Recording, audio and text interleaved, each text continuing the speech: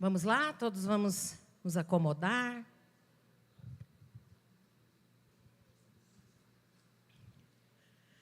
Irmãos, nós estamos na série É Chegada a Hora. É chegada a hora. Está no tempo do Senhor. Amém?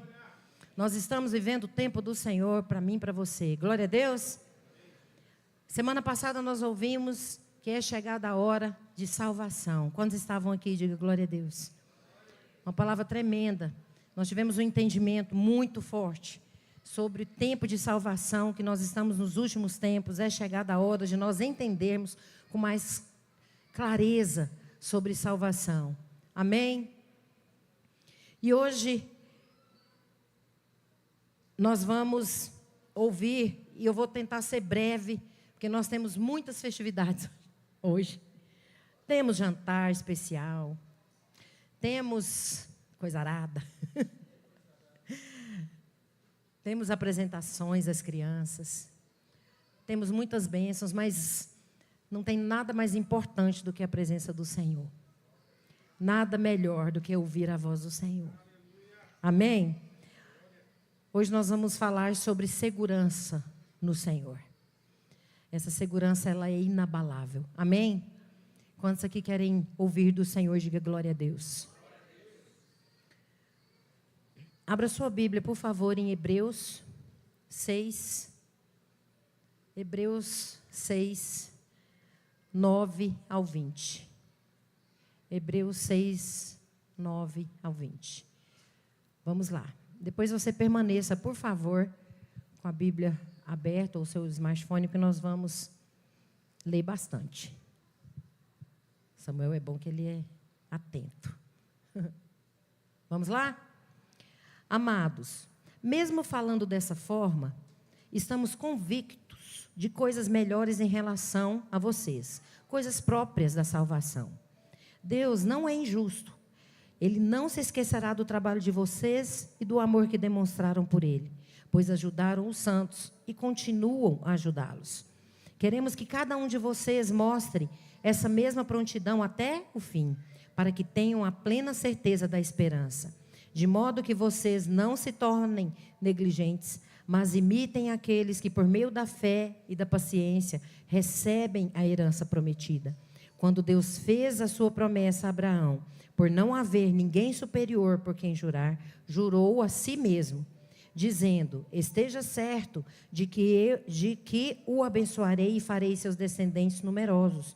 E foi assim que, depois de esperar pacientemente, Abraão lançou a promessa. Os homens juram por alguém superior a si mesmos, e o juramento confirma o que foi dito, pondo fim a toda discussão, querendo mostrar de forma bem clara a natureza imutável do seu propósito para com os herdeiros da promessa. Deus o confirmou com juramento, para que, por meio de duas coisas imutáveis, nas quais é impossível que Deus minta, sejamos firmemente encorajados, nós que nos refugiamos nele para tomar posse da esperança a nós proposta. Temos esta esperança como âncora da alma, firme e segura, a qual adentra o santuário interior por trás do véu, onde Jesus, que nos precedeu, entrou em nosso lugar, tornando-se sumo sacerdote para sempre, segundo a ordem de Melquisedeque. Amém? Senhor, toma conta de nós. Deus é fiel. Esse texto, meus queridos, ele é considerado um dos textos mais complexos e desafiadores da palavra. Ele vem logo depois de um texto que muitas pessoas têm muita dificuldade de compreender, muitas pessoas que eu digo, inclusive eu. Porque ele fala da apostasia. No capítulo 6, do 4 a 8, ele fala daqueles que caíram. E fala de uma impossibilidade para que haja recuperação. E a gente conhece um Deus que é o Deus do impossível. Amém? Quantos aqui sabem que Deus é o Deus do impossível? Então, esse texto ele levanta uma questão. Uai, mas se Deus é o Deus do impossível, então qual que é essa dificuldade de lidar com essas pessoas, com essa questão da apostasia? Então, o que esse autor está falando? Quem são esses que caíram e não podem ser recuperados? Que escala, que tipo de pessoas são essas? São os crentes? São os salvos? São os lavados no sangue do Cordeiro? São os selados com o Espírito Santo? São os justificados? Os templos da habitação de Deus? Eram as ovelhas? Os separados? Os alecrins? Quem são esses? Eram os crentes nominais? Os religiosos?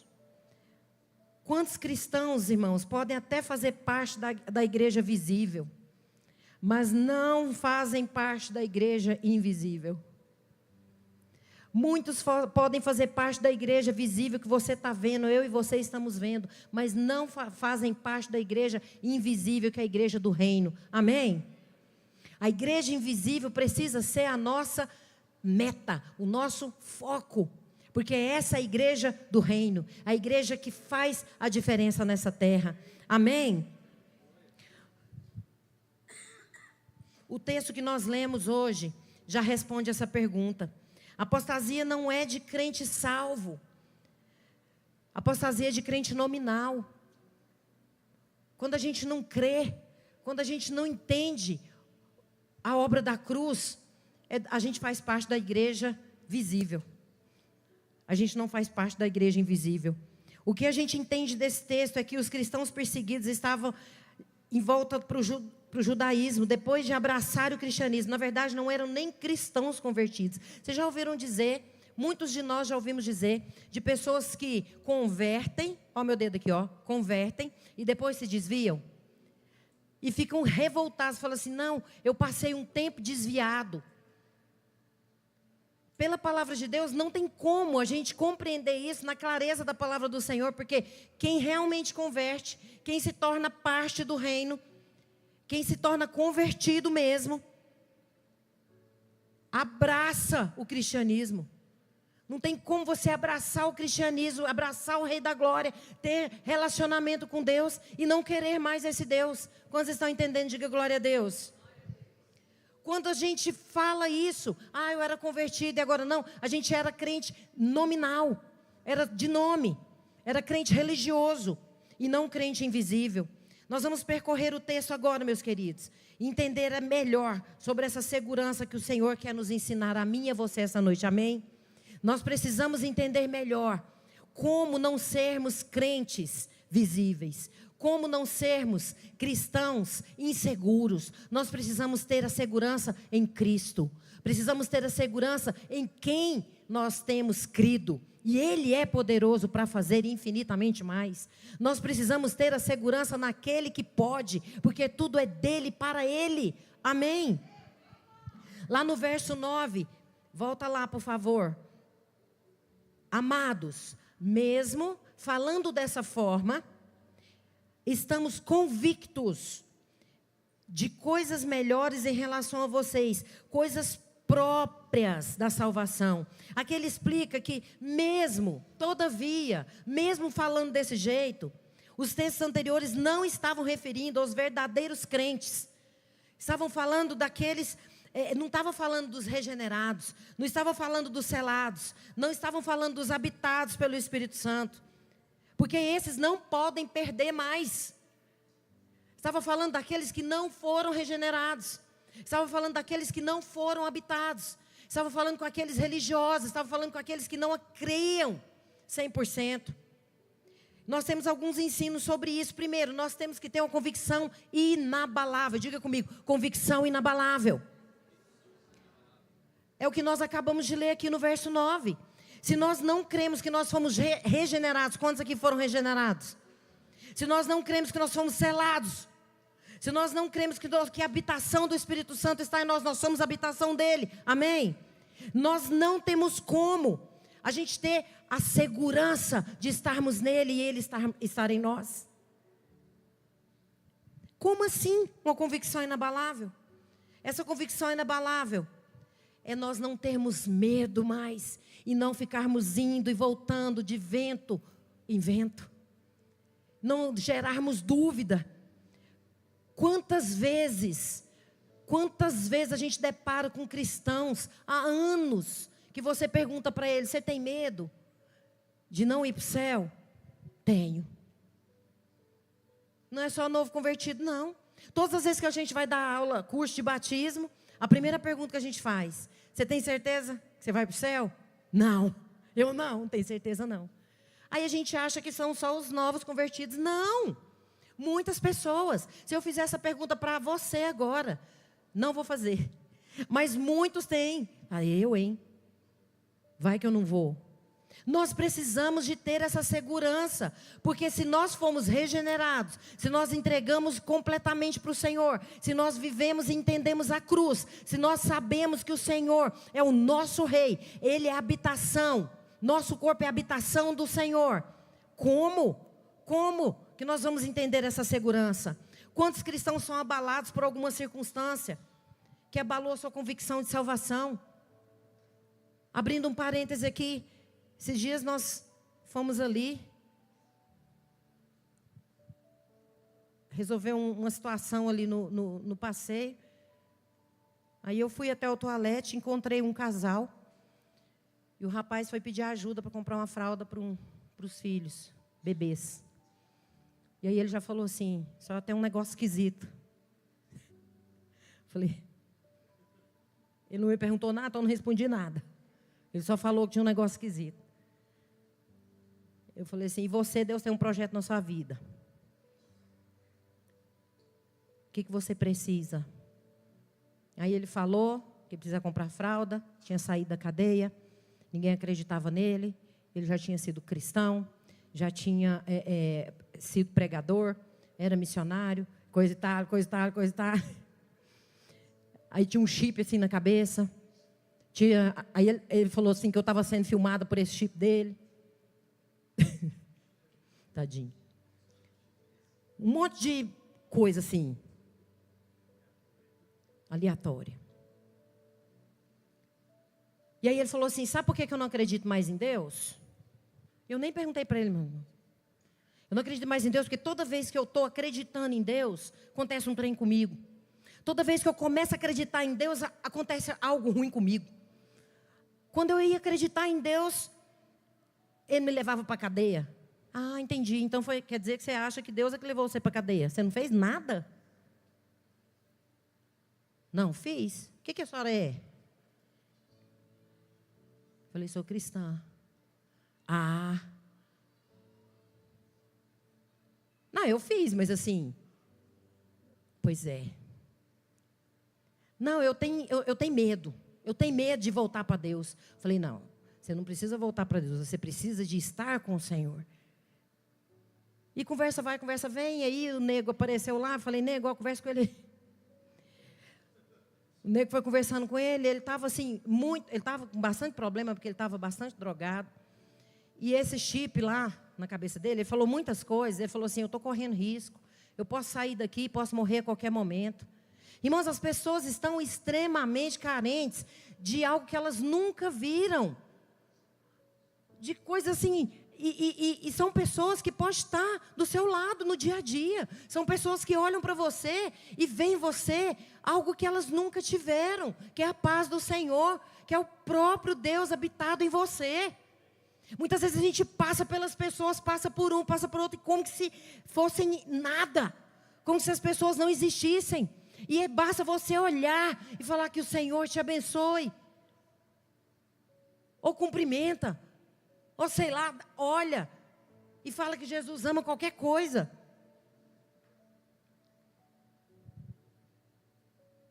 Fechei o parênteses. Quantos de nós somos abalados por causa de circunstâncias?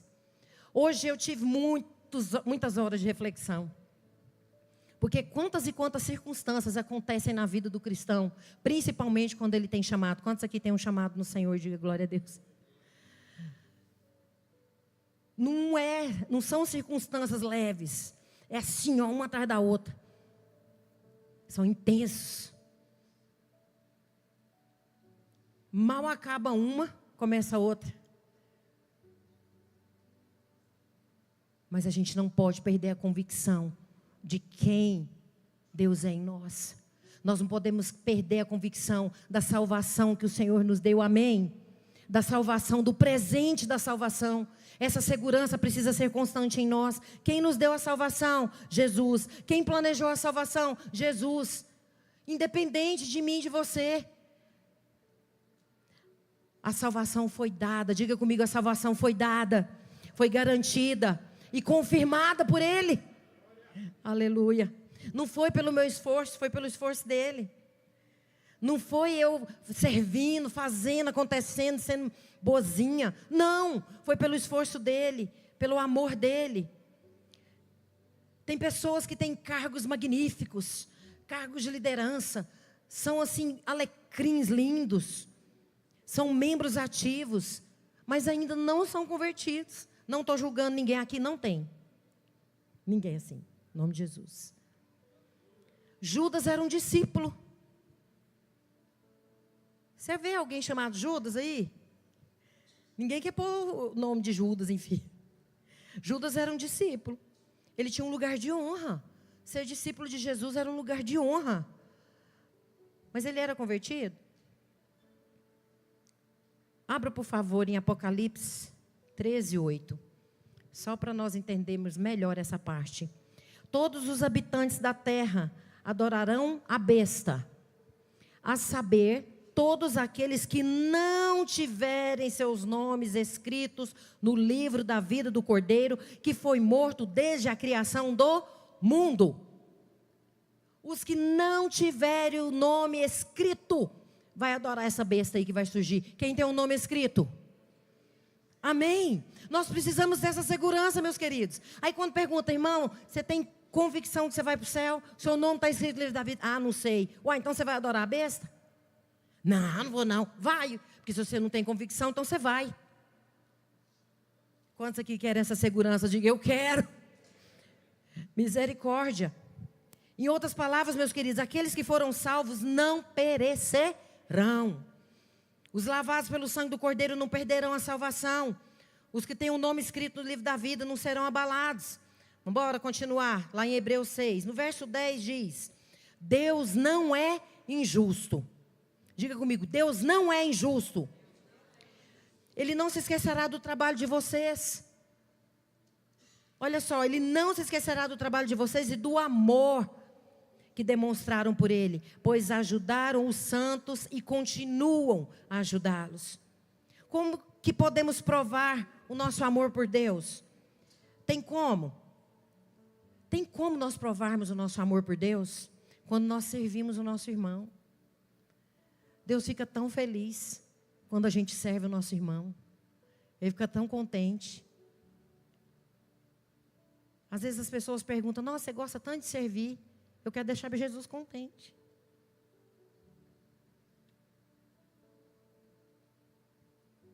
Quando nós socorremos alguém, como eu posso amar a Deus, a quem eu não vejo, e não amar a meu irmão, a quem eu estou vendo? Assim diz a palavra do Senhor. Como? Como que eu amo alguém que eu não estou vendo? E eu não amo alguém que eu estou vendo. O mesmo Deus que não se lembra dos nossos pecados, se lembra de todos os nossos atos. Quando nós damos um copo de água a quem tem sede, Ele se lembra disso. Deus se lembra quando nós ajudamos alguém, quando nós damos algo a alguém. Mas Ele não se lembra do meu e do seu pecado. Olha, tanto que a matemática do Senhor é linda. Oswaldo de Souza não entende. Não consegue entender a matemática do Senhor. Porque Ele lembra de todos os nossos atos. Ele lembra de quando nós servimos, de quando a gente ajuda uns aos outros, de quando a gente dá um copo de água. Mas Ele não se lembra dos nossos pecados, porque já foram perdoados. Ele esquece. Porque Ele escolheu. E Ele é justo. E Ele é amor. E Ele é misericordioso. Por isso que a palavra de Deus fala de galardão. Quando nós servimos uns aos outros, aos santos, nós acrescentamos o nosso galardão. Quantos aqui querem acrescentar o galardão? Oh, trembão. Isso não significa que eu sou salvo por isso. Porque a salvação é pela graça, mas o servir é uma manifestação dos salvos, amém? É uma evidência, vamos lá, versículo 11. Queremos que cada um de vocês mostre essa mesma prontidão até o fim, para que tenham a plena certeza da esperança. Olha só, mostrem a mesma prontidão até o fim. Que fim?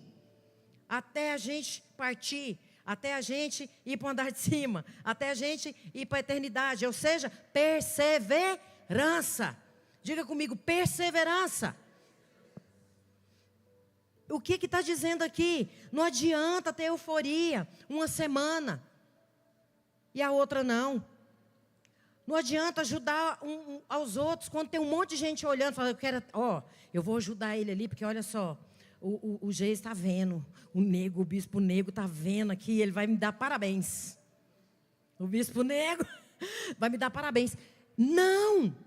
Tem pessoas que só ajudam o próximo se ele tiver holofotes. É para dar com uma mão e a outra não vê. Porque o Senhor vê. Ele vê todas as coisas, amém?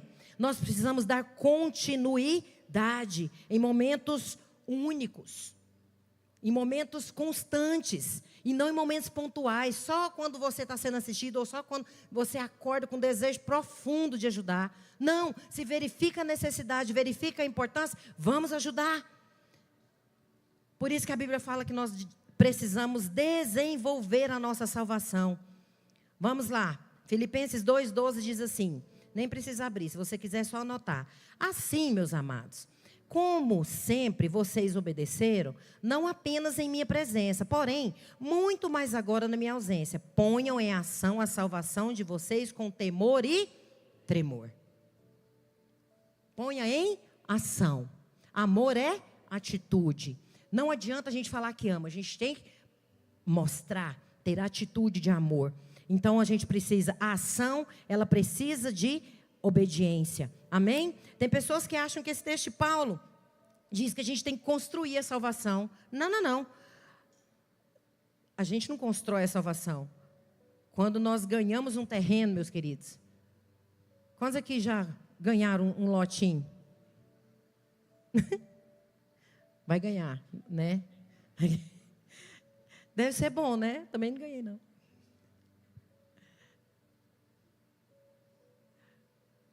Meu pai, ele era um homem muito simples. Mas ele tinha isso na mente de todo o dinheirinho dele, ele comprava lote.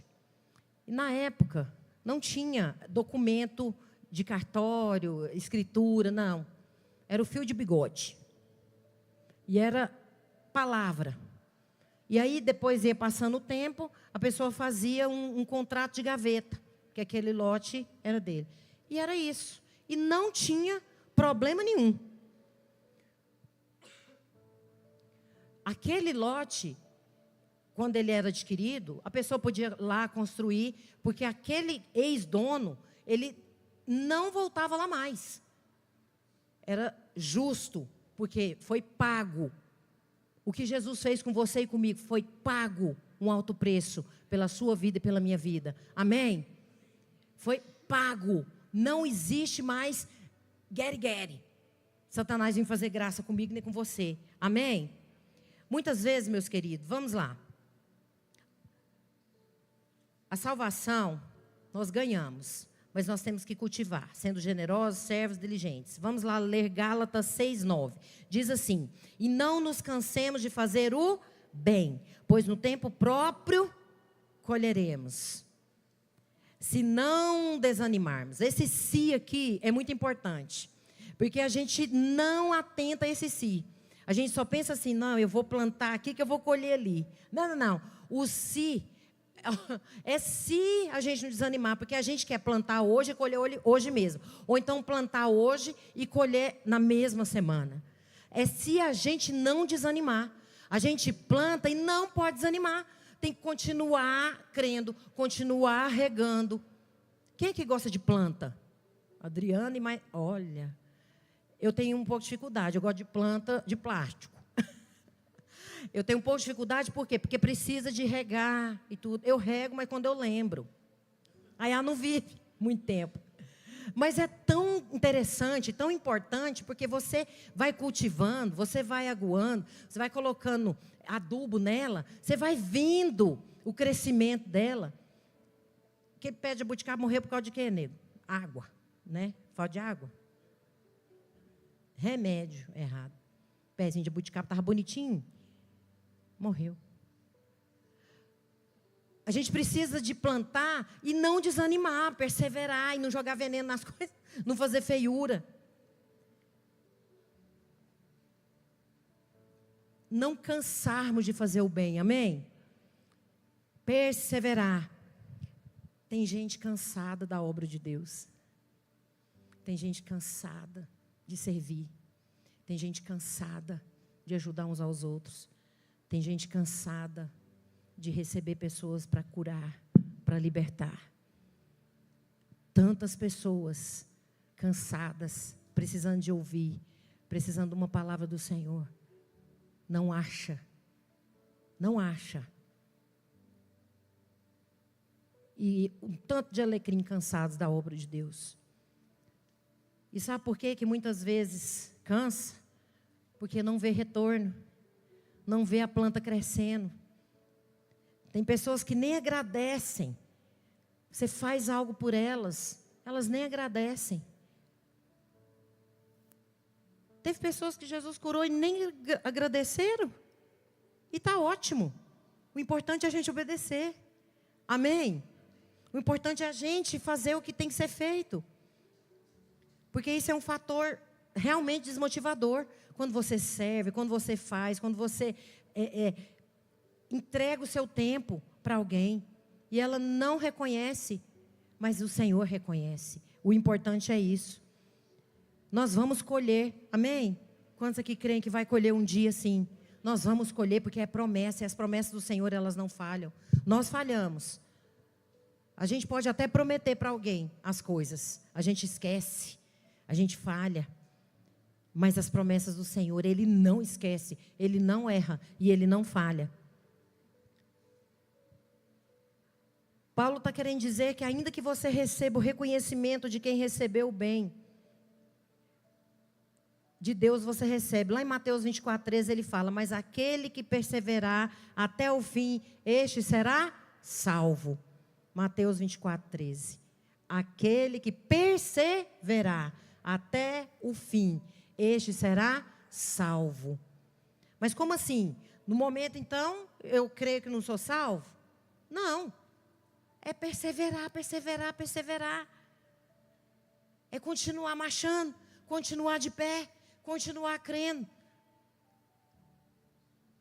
Tem um hino que falava assim, ó. Crendo nas promessas do meu Salvador, cantarei louvores ao meu Criador. Ando pelos séculos o seu amor, firme nas promessas do Senhor. Firme, firme, firme nas promessas do Senhor. Firme, firme, sim, firme nas promessas de Jesus. Quantos aqui estão firmes nas promessas? Glória a Deus. João 16:47 diz assim, quem crê em mim tem a vida eterna. Ele é a sua segurança e a minha. Quem crer em mim tem a vida eterna. Quem que disse isso? Jesus, o motivo da nossa segurança. Quem crer tem a vida eterna. Não é aquele que acha que crê. Não é aquele que acorda com pensamento positivo. Não é aquele que faz parte da igreja visível. É aquele que faz parte da igreja invisível. Bora lá voltar para o texto. Hebreus lá, 6, verso 12. De modo que vocês não se tornem negligentes, mas imitem aqueles que, por meio da fé e da paciência, recebem a herança prometida. O que esse texto diz? Que nós precisamos imitar quem tem fé. Tem gente que faz questão de ficar andando perto de pessoas que não têm fé. Pessoas que não acreditam em Deus. Pessoas que não acreditam na obra da cruz. Pessoas que não têm fé e perseverança para romper, para crescer, para ir adiante. E acha bonito. E fala, não, é porque eu tenho que evangelizar. Se tem que evangelizar, evangeliza logo, sai de perto. Você precisa de estar perto, precisa de querer pelo menos estar perto de quem tem paciência, de quem tem fé, de quem crê, de quem tem a fé inabalável, de quem tem segurança no Senhor, para você crescer, amém? Isso é muito importante, é isso que Paulo está dizendo. De modo que vocês não se tornem negligentes, mas imitem aqueles que por meio da fé e da paciência. Uma vez eu falei sobre paciência aqui, um dos frutos do Espírito, bem desafiador, que é paciência. Que o nego fala que perdeu paciência com 12 anos, misericórdia. Está encontrando, irmãos. Está encontrando. 12 anos perdeu paciência. Fala, gente, nós precisamos. Está aqui na palavra do Senhor. Imitar aqueles que têm paciência. Aqueles que recebem a herança prometida. Os frutos do Espírito. A graça. A longanimidade. O domínio próprio. O amor. As virtudes do Espírito Santo. Amém?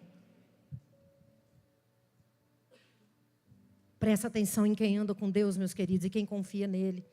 Quais são as marcas de um cristão? Diga comigo, o amor, a fé e a esperança. O amor, a fé e a esperança. Um crente que fala que é crente, não ama, não tem fé, não tem esperança, ele é crente alecrim. Um crente mais ou menos. Porque nós temos que ter amor, fé e esperança. Agora vamos lá, estou terminando. Os versos 13 ao 17, para entendermos melhor ainda, para fechar sobre essa segurança. Naquele tempo, meus queridos, não existia muito segurança em fazer negócios. Era realizado com aperto de mão. Na época do meu pai era um fio de bigode e um contrato de gaveta. Naquele tempo, era um aperto de mão. Quando fazia o aperto de mão, fechado o negócio, estava sacramentado. Estava fechado. Cessava toda dúvida, estava aqui a bagunça lá, todo mundo, eu quero é esse, aquele. Imagina o leilão, a bagunça. Está fechado. Acabou, cessava a bagunça. Sabe quem que sacramenta e faz o juramento final e fecha a conta para mim e para você? Jesus. Ele jura e ele cumpre. Está sacramentado. Está feito. Está concluído. É seu. Amém? Ele garante todas as suas promessas. No verso 14, 15, 16, tem a citação aqui. Essa citação, depois você olha lá no rodapé lá da sua Bíblia, está citando um texto do Velho Testamento.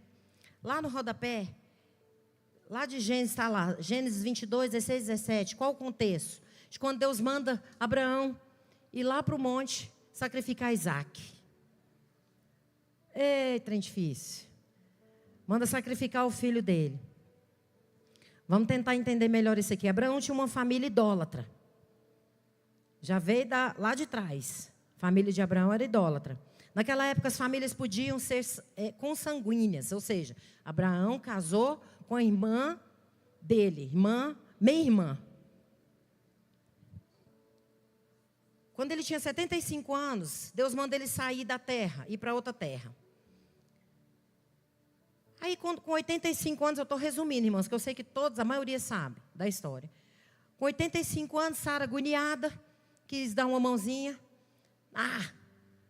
Vou pedir para uma conserva ali, dar uma ajudada, Agar, porque eu estou velha demais.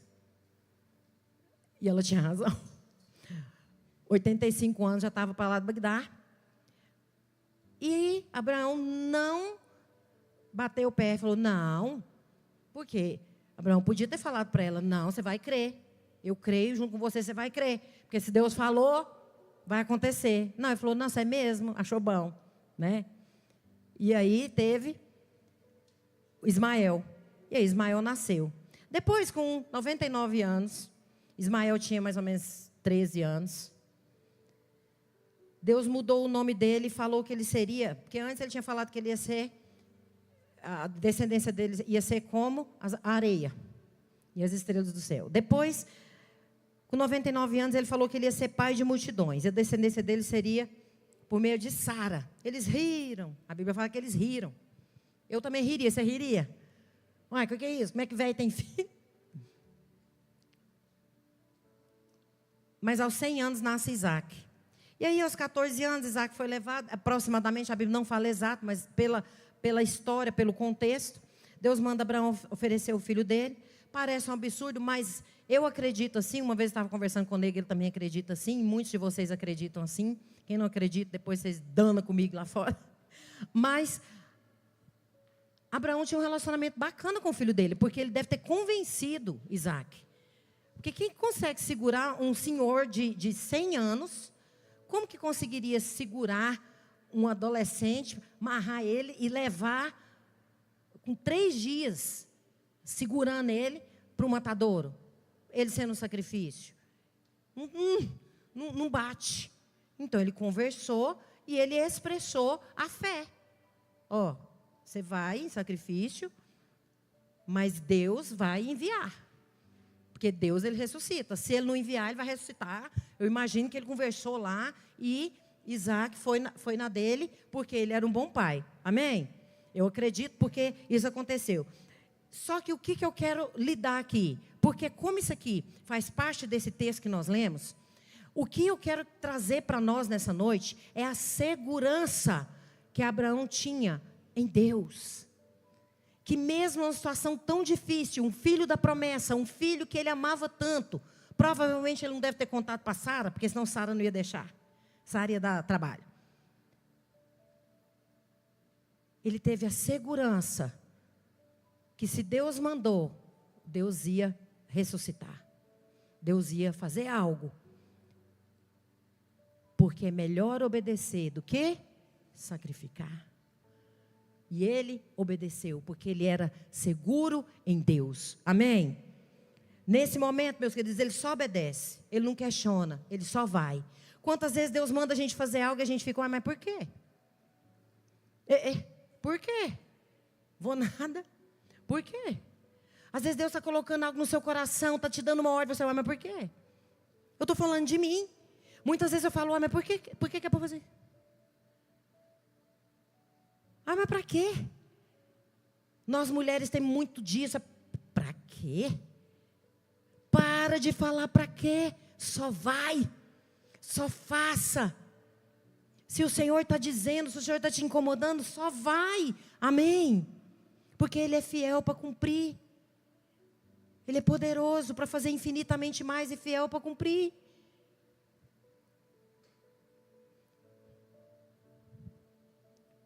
Você quer esperar em Deus? Quantos aqui querem esperar em Deus? O pai disse, Deus proverá. Abraão disse para o filho, Deus proverá. O Senhor diz nessa noite para você, Deus proverá. A promessa dele para mim e para você é, Deus proverá. A gente fica desesperado todos os dias, ou um dia sim, o outro também. E agora, meu Deus, o que vai acontecer? Está acontecendo assim, assim, assim, assim. E Ele te diz, Ele proverá. Porque Ele é Jeová Jireh, Jeová Rafá. Ele é o provedor. Ele é o que entende, Ele é o que faz. Ele é o que provê. Ele está adiante, Ele já preparou. Ele não tem dúvida dos planos que tem para você e para mim. Nós temos. Nós não sabemos, mas Ele sabe. Nós ficamos andando de um lado para o outro. Ele não. Ele está de pé. E está sentado no trono. Ele está habitando em nós. E Ele está à direita do Pai.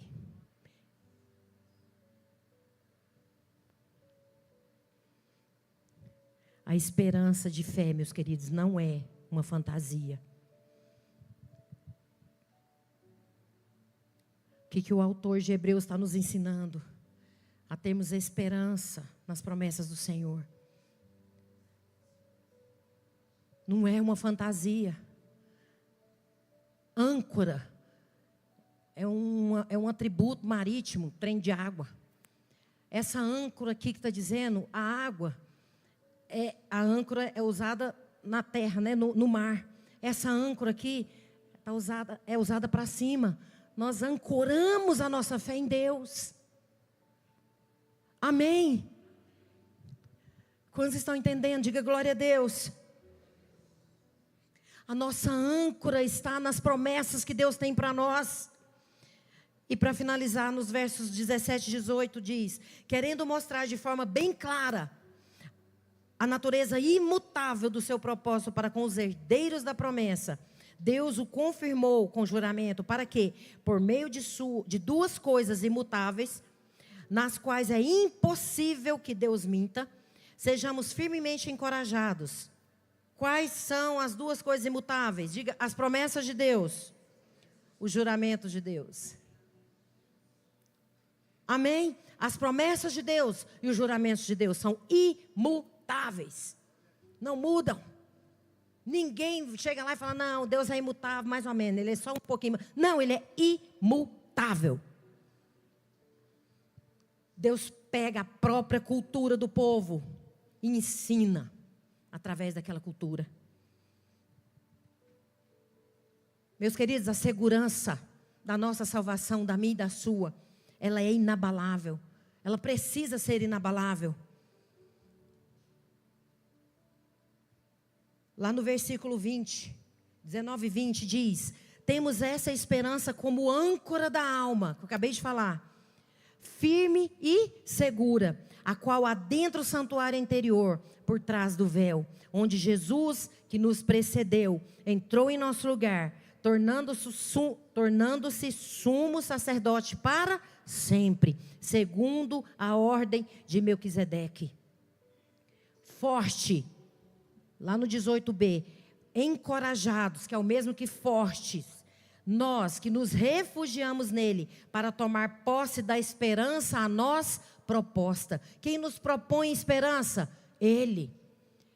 Ele nos propõe a esperança de sermos fortes. Ele nos propõe a esperança da glória. Cristo em nós, a esperança da glória.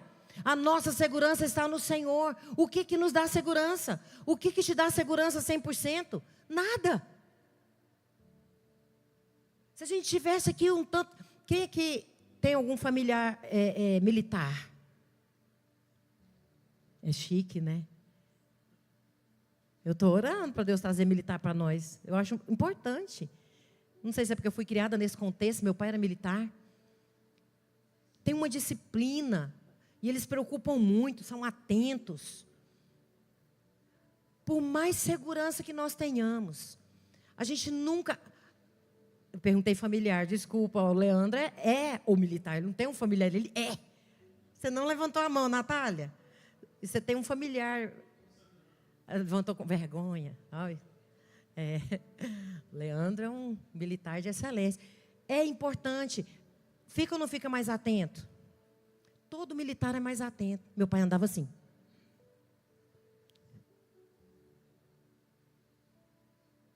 Com toda a segurança.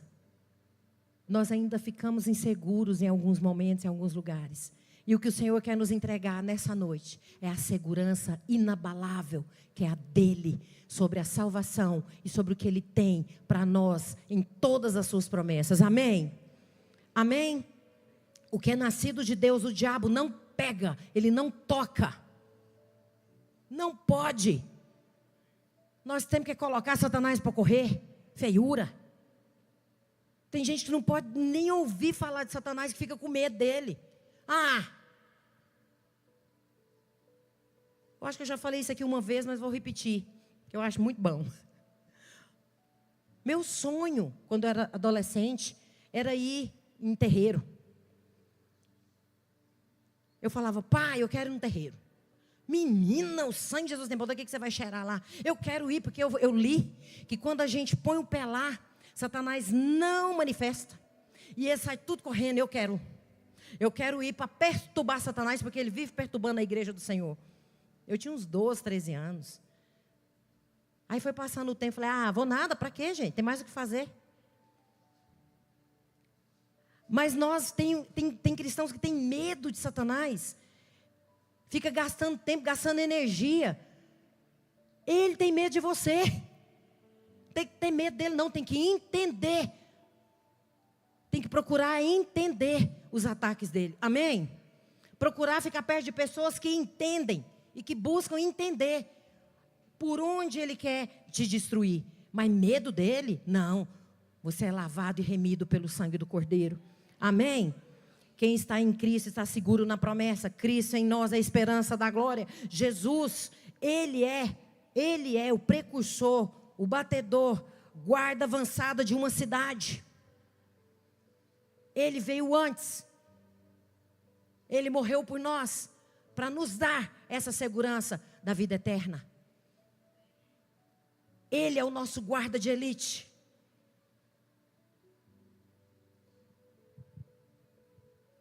Quem aqui já foi escoltado assim pelos polícia? Os polícias te escoltando, que é a chiqueza, e você chegar no lugar escoltado.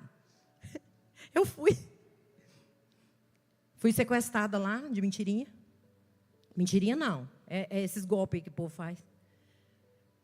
Aí meu pai, gente, tem que levar, mandar a polícia. Não, era gente dentro da cadeia que faz aqueles falsos sequestros e tudo. O juiz quase que ia pagar resgate lá para mim. Falei, gente, o resgate que o juiz ia pagar, eu nem ia voltar, porque era parte de ônibus. Eles foram baixando, até chegar. Falei, olha. Ele estava negociando, e eles iam falando assim. Aí o bispo estava lá e falou assim, vai conversando aí, vai conversando, porque a gente vai descobrir onde é que estava. Quando descobriu que estava na cadeia, o bandido, aí ele já estava falando, não, manda aí dinheiro para comprar pasta, não sei o que, já estava baixando o valor, dava só paixões. E aí estava falando com o meu irmão, peguei e falei assim, gente, que absurdo. Aí meu pai falou, olha, normalmente quem está assim, tem uma equipe fora, então eu vou mandar meus amigos, vai lá te buscar. Quando eu desci, eu trabalhava na junta de serviço militar, trabalhava junto com militares. Mas meu pai queria a equipe dele, toda chique, foi lá me buscar. Na hora que eu saí, eu me achei. E aí veio moto assim, do lado, tudo. O juiz apavoradinho, meu irmão, meu pai, todo apavorado. Eu achando uma chiqueza aquilo. Cheguei toda sorridente. Gente, nunca passei por isso, que chiqueza. Me senti tão importante. Imagina o Senhor, que fica o tempo todo mandando anjo para proteger a gente. Eu achando chiqueza, que eles guardam lá, que as polícia armada lá. E o Senhor é a nossa sentinela. O Senhor nos guarda de dia e de noite, amém? Ele é a nossa proteção. Quando esse rapaz lá, tadinho, estava com problema, falou que tudo de ruim acontece com ele, eu olhei assim e falei, gente, ele não sabe quem é o Senhor. Ele não conheceu o Senhor para ele dizer isso. Ele está achando que ele está com um negócio aqui. Eu falei, quem colocou esse negócio aí? Não sei, não sei. Coitado. Jesus é a nossa guarda de elite. É o nosso protetor. Ele abre o caminho. Ele abre o caminho. E nós somos os seus seguidores.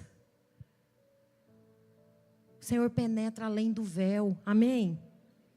Nós estamos nos braços de quem governa todo o universo.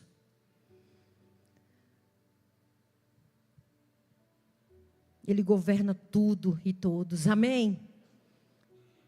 Ele é o único que nos